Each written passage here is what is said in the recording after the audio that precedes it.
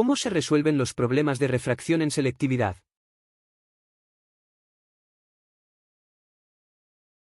Actividad C1 Selectividad. Convocatoria Extraordinaria 2022.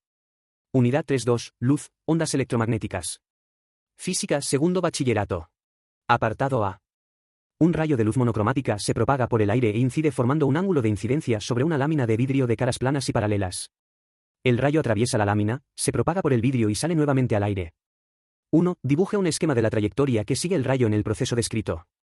2. Analice su velocidad, longitud de onda y frecuencia a lo largo del camino citado. Bueno, esto ya lo hemos hecho en otros ejercicios. Vamos a hacer un dibujo. Lo que pasa es que el otro día se lo estaba explicando a los otros compañeros, pues empezamos a hacer el ejercicio. No le estaba explicando el ejercicio, sino que le estaba explicando que si hacemos el dibujo como nos dice ahí, habrá que justificar por qué hago ese dibujo. No sé si me estoy explicando. O sea, puedo hacer el dibujo, pero si hago el dibujo de una manera, sin decir por qué lo estoy haciendo de esa manera, al final, como el otro día nos dijeron en la reunión esta de la ponencia, pues no sé qué hará el corrector, pero dirá, bueno, esto lo ha escrito, pero no lo ha justificado, no sé cuál será la forma de corregirlo. Así que vamos a hacer el dibujo y vamos a ir explicando por qué hago así el dibujo, ¿de acuerdo? Esa es la cuestión. Lo voy a explicar, no lo voy a escribir con palabras, como lo estamos explicando, para que quede así, porque si lo tengo que escribir en un rato. En vuestro caso me temo que lo vais a tener que escribir, no podéis grabarlo y que lo suene, lo escuchen, ¿no? Bueno, voy a dibujar las láminas primero, ¿no? Las dos láminas de cara paralela, ¿no? Y voy a dibujar primero el rayo incidente. Aquí hay poco que explicar, el rayo incidente llega con un cierto ángulo que me dicen que es Z o teta, o como queramos llamarlo teta, pero no llamarlo teta. Eso es, vamos a dejarlo. Z o tita, mejor, ¿no? Que así queda más familiar, ¿no? Como... Voy a meter un poquito más exagerado el ángulo, porque así me resulta más sencillo de... ¿Vale?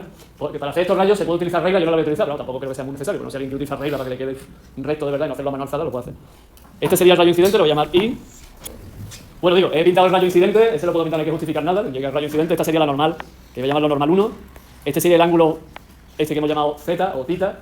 Y ahora, al meterse del aire, porque esto es el aire, al vidrio, ¿cómo pinto el ángulo de refracción inicial? Tengo que pintarlo más pequeño, ¿no? Como dice Gonzalo, ¿no? ¿Y por qué lo tengo que dibujar más pequeño? Más pequeño que tita, ¿no? ¿Por qué tengo que dibujar ese ángulo más pequeño? Eso es lo que estaba yo hablando de justificación. ¿Tiene un índice de refracción mayor? El vidrio tiene un índice de refracción mayor, ¿no? Y según la ley de Snell, ¿no? Si el índice de refracción del segundo medio es mayor, eso quiere decir que el ángulo de refracción del segundo medio tiene que ser menor. Porque la ley de Snell me dice que el índice de refracción del medio 1 por el seno del ángulo de incidencia es igual al índice de refracción del medio 2 por el seno del ángulo de transmisión. Si N2 es mayor que N1, esto no te lleva más remedio que decir que T es menor que I. ¿De acuerdo? Estamos justificando porque dibujo ese rayo con un ángulo respecto a la normal más pequeño. ¿Vale? Y ahora llega una segunda superficie y tengo que dibujar una segunda normal. En principio, en esta segunda superficie, el ángulo de incidencia en esa segunda superficie, ¿cómo va a ser? Este ángulo de aquí, por cierto, este lo hemos llamado T, ¿y este cómo sería? Estaríamos de acuerdo que también vuelve a ser T. ¿Y por qué es T? Porque las dos láminas son paralelas, ¿no? Y ahí se forman dos triángulos, los cuales, lógicamente, ese ángulo, que es, digamos, no sé si tiene algún nombre en matemática, el adyacente, es que no me acuerdo ahora mismo, ¿vale? Es igual, ¿cómo se llama? Los triángulos que se forman aquí, que podría dibujarlo, si queremos, aquí hay de un triángulo. Y el otro que se forma aquí, lo voy a dibujar de otro color, esto lo estoy dibujando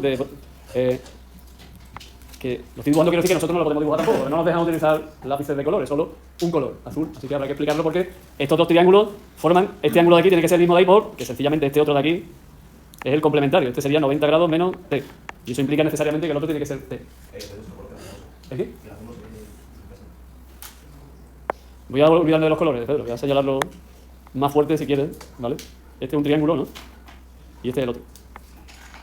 Los dos triángulos son iguales, o sea que uno tiene el vértice arriba y el otro tiene el vértice abajo. Entonces el ángulo es el mismo. Y luego tenemos que dibujar el rayo emergente, ¿vale? Voy a igual un poco mejor. Un poco mejor quiero decir para que esté más, que se vea, que esté más paralelo, ¿no?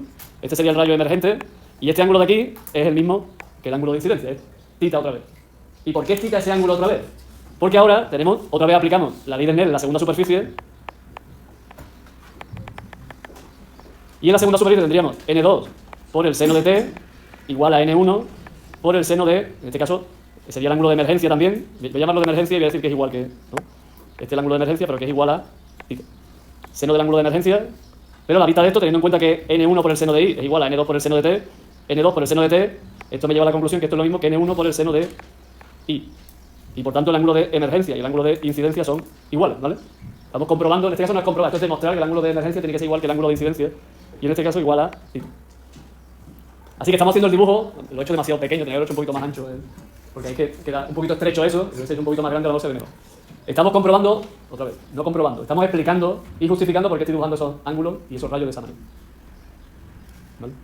Este sería el subapartado I. ¿Alguna cuestión? El subapartado I me pregunta, puesto que hemos ido siguiendo el rayo a lo largo del camino, me dice que analice su velocidad, longitud de onda y frecuencia a lo largo de ese camino. Voy a empezar en el aire, ¿vale? En la primera parte de la situación. ¿Qué velocidad tiene el rayo en el aire?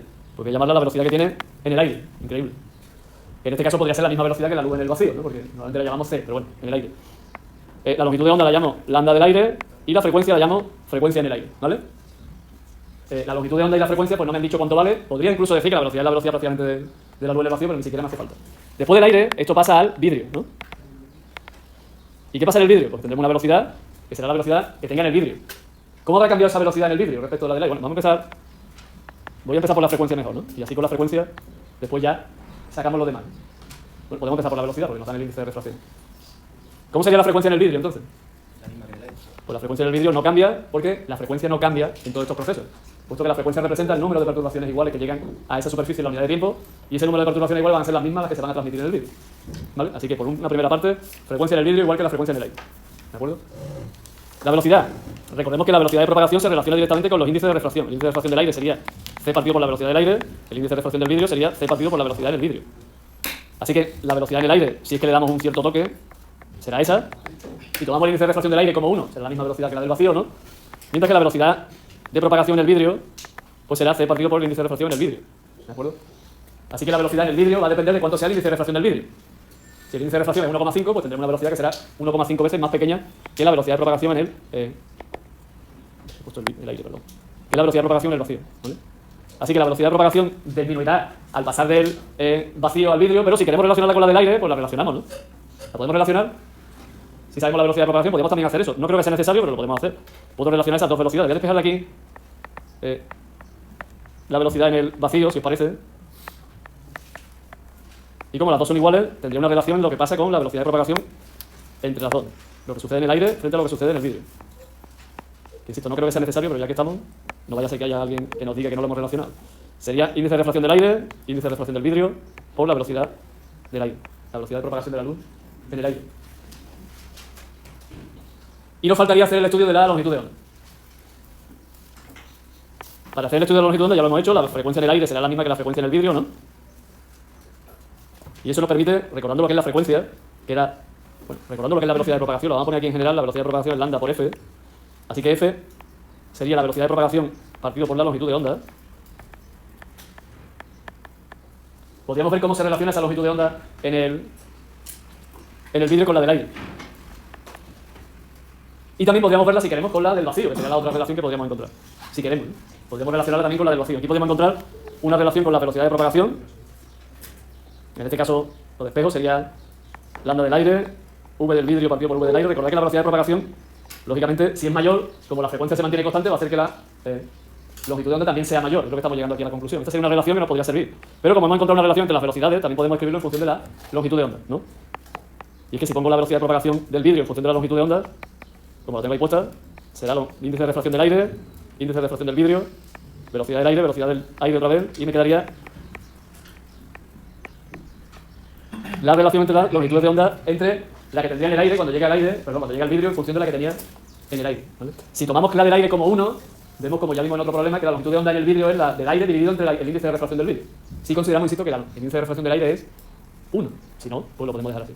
Así que la longitud de onda en el vidrio habrá cambiado respecto a la del aire en función de la relación que haya entre sus índices de refracción. De hecho, se habrá reducido tantas veces como haya aumentado el índice de refracción, en este caso del vidrio, respecto del aire. Vuelvo a repetir, si la del aire la tomamos como 1, en realidad ha aumentado justamente en la cantidad que es el índice de refracción del vidrio. ¿Vale? Total, hemos hecho ya un estudio entre lo que pasa cuando pasa del aire al vidrio. Hombre, volver del vidrio al aire creo que no va a ser necesario, ¿no? Vamos a tener otra vez las mismas frecuencias, ¿no? La misma velocidad de propagación en el aire y la misma longitud de onda que tenía inicialmente. No creo que sea necesario incidir en eso. Así que ya tenemos el estudio hecho del camino, podemos decirlo, que cuando pase otra vez al aire volveremos a tener las mismas condiciones que tenía en la situación inicial. Si es necesario, porque alguno sería ya, o lo quiera decir. Realmente es lógico que al volver a pasar al aire tendremos otra vez la misma velocidad de propagación del aire, la misma longitud de onda otra vez, volverá a tenerla, y por supuesto la frecuencia no va a cambiar, igual que antes. ¿Alguna cuestión sobre eso? ¿No? Nos vamos entonces al apartado B, ¿vale? Nos dice el apartado B, un rayo de luz monocromática, ya quieren que hagamos un problema, se propaga desde el aire hasta el agua. incide formando un ángulo de 30 grados con la normal. Eso diríamos que es el ángulo de incidencia, lo hemos llamado, ¿no? El rayo refractado en este caso lo voy a llamar T. No lo he cambiado. Perdón. Lo he cambiado aquí y no me he dado cuenta. Disculpadme. El ángulo en este caso de transmisión o de refracción me dice que es de, estoy tomando los datos que pone ahí, 128 grados. Perdón, eso no es el ángulo de refracción. El ángulo refractado forma 128 grados con el reflejado. Es lo que dice ahí. O sea, ese ángulo de 128 grados es el ángulo que forman el rayo reflejado y el rayo refractado.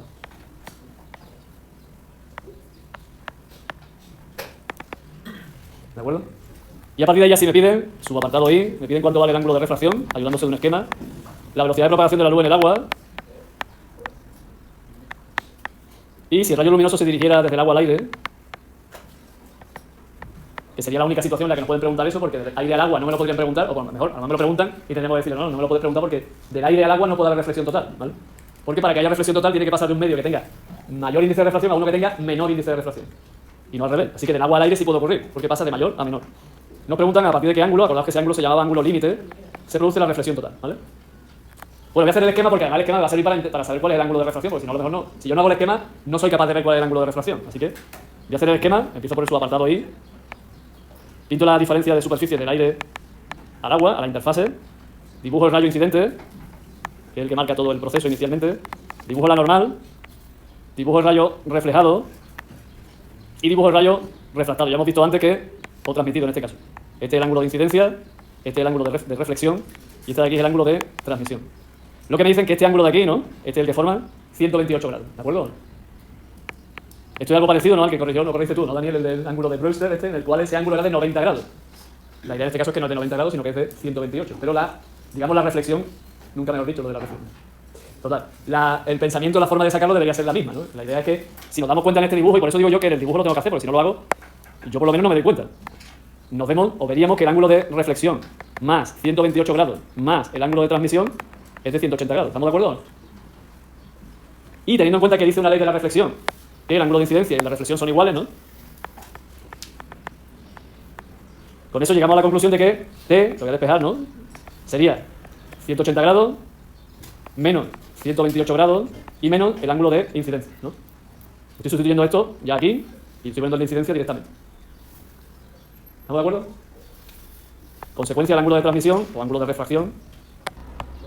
180 grados, 128 grados, 30 grados. Estos son 22, ¿qué da eso? ¿Sale 22? Sí. Así que el ángulo de transmisión o ángulo de refracción, según estos datos que nos dan, es de 22 grados. Si os dais cuenta, lo que han pretendido aquí, lo de la ponencia es hacer un problema de reflexión y refracción que es un poquito diferente. Es un poquito diferente. Digo yo, no es el típico, no dan el de incidencia, el índice de refracción y ya no dan el ángulo de transmisión. Bueno, seguimos su apartado 2 que me pide cuál es la velocidad de propagación en el agua. Sin embargo, no me da el índice de refracción del agua. Tendré que calcularlo previamente, ¿no? ¿Estáis conmigo? Para llegar a la velocidad de propagación en el agua necesito la velocidad de la luz en el vacío y necesito el índice de refracción que tiene la luz en el agua. Pero claro, no me lo dan. ¿Por qué no me lo dan? Porque una vez calculado el ángulo de transmisión, con la ley de Snell puedo calcular ese índice de refracción. ¿Es cierto? O incluso podría intentar utilizar la ley de la refracción original, ¿no? En la cual directamente aparecían que las velocidades de propagación, por ahí, ¿no? ¿Sí? Lo voy a utilizar, ¿no? Para que sea más directo en este caso si cabe, ¿no? Si os parece bien, ¿eh? Si no. Y es que voy a utilizar la ley de Snell, pero en este caso utilizando las velocidades de propagación. En este caso será la velocidad de propagación en el aire, que voy a poner en este caso que es C, ¿no? Y la velocidad, bueno, voy a ponerlo bien primero, voy a poner como es la ley y después pongo lo que es cada cosa. ¿Vale? Velocidad de propagación en el medio 1 entre la velocidad de propagación en el medio 2. Por lo que es lo mismo en este caso, velocidad de propagación en el aire y velocidad de propagación en el agua. Me pone aire y agua porque si no, ¿vale? ¿Puedo despejar entonces ya la velocidad de propagación en el agua? Sería la velocidad de propagación en el aire multiplicado por el seno del ángulo de transmisión entre el seno del ángulo de incidencia. Como me dicen que el índice de refracción del aire es 1, ¿no? Eso quiere decir que la velocidad de propagación en el aire es la velocidad del vacío, ¿no? Porque esta velocidad de propagación en el aire sería C partido por el índice de refracción del aire.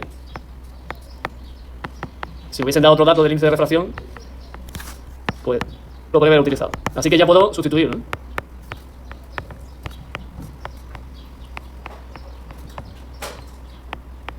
¿Alguien lo tiene calculado?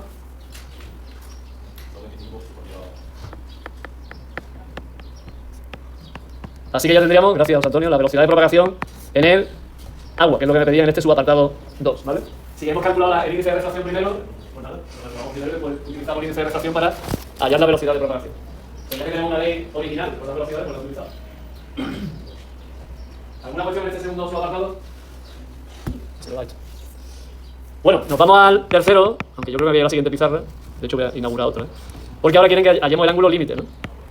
Y para hallar el ángulo límite vamos a recordar el fenómeno de la reflexión total, ¿no? Para eso vamos a generar otra pizarra que no la tengo aquí, la generamos. Y recordemos que en este caso, para que haya reflexión total, tiene que pasar del agua al aire. Como el agua estaba aquí abajo, pues voy a seguir pintándolo igual. Además me da la sensación de que es más, tiene un sentido más lógico que lo pinte así, ¿no? Ahora, el rayo. Acordaos del sentido de los rayos, ¿vale? El rayo incidente vendría por aquí. Aquí debería dibujar el ángulo límite y aquí aparece el ángulo límite, el ángulo de refracción es de 90 grados. Esta es la situación que llamamos reflexión total. O por lo menos cómo se inicia este fenómeno de la reflexión total. ¿Vale? Como no he hallado el índice de refracción del agua, voy a seguir utilizando la ley de Snell en función de la velocidad de propagación. Pero si queremos con el índice de refracción lo podemos hacer. La ley de Snell entonces, otra vez. Recordad que solo esto ocurre cuando la velocidad de propagación en el medio 2, en este caso la velocidad en el aire es mayor que la velocidad de propagación en el agua. O al revés, el índice de refracción del aire es menor que el del agua. Solo puede ocurrir eso para que haya reflexión total. Utilizamos otra vez la ley de Snell escrita en función de las velocidades. Y tomamos T, como hemos dicho, como 90 grados. Eso nos permite calcular el ángulo límite. Y en este caso V1 es el agua y V2 es el aire, ¿vale? Como este ángulo, evidentemente, el seno de 90 grados es igual a 1, nos queda que ese ángulo límite es el arcoseno de la velocidad del agua entre la velocidad que hay en el aire, ¿vale? Por lo que es lo mismo.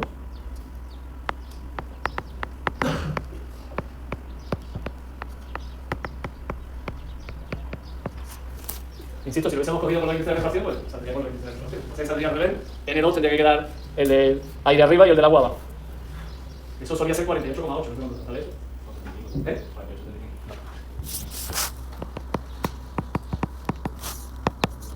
Así que hemos hallado el ángulo a partir del cual se produce la reflexión total, que se llama, recordar, ángulo límite. Ángulo no, ángulo menos.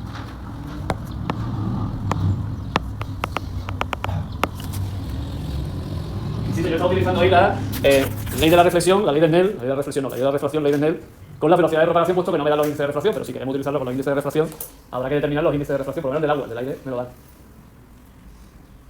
¿Alguna cuestión sobre el ejercicio? Insisto, es un ejercicio habitual, lo que pasa es que le han dado un cierto retoque para que sea un poquito diferente a los que se preguntan habitualmente, que siempre van por el mismo camino. Índice del medio de llegada, índice del medio de salida, ángulo de incidencia, y nos empiezan a pedir lo típico, ángulo de refracción. Aquí, de alguna manera, se ha hecho de otra forma, porque me imagino que los que se dedican a hacer problemas están hartos ya de poner problemas, y todos son los mismos. Aunque a vosotros parezcan, pero son todos iguales. Es que hay poca variedad en este tipo de problemas. En este tipo hay poca variedad. Otra cosa es que pongamos dos láminas, como hemos hecho antes, o pongamos un prim, pero en este tipo de problemas que son siempre igual. Un rayo incidente, un rayo refractado, y o le damos un poco de algo diferente, o si no, pues siempre son iguales. ¿No? Significa que tampoco hay demasiada dificultad en ello, creo yo, pero bueno, eso ya es una opinión. ¿Alguna cuestión antes de dar por finalizado esto? ¿Hay algo que aclarar? ¿Todo ok? ¿Ninguna cuestión? Le damos por finalizado.